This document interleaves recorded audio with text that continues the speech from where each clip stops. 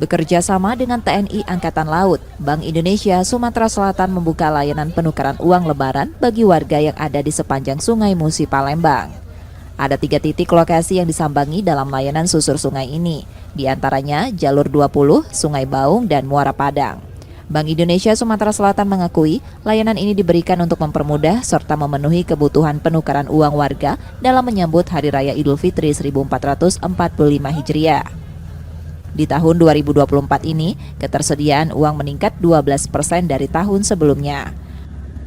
Untuk tahun ini, untuk Sumatera Selatan sendiri kami siapkan sebesar 5,4 triliun.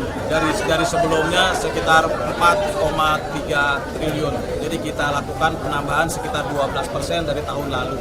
Untuk di Sungai Musi sendiri, kita siapkan sekitar 6 miliar untuk penukaran kali ini.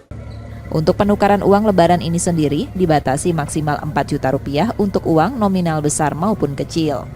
Nur Muhammad, Kompas TV, Palembang, Sumatera Selatan.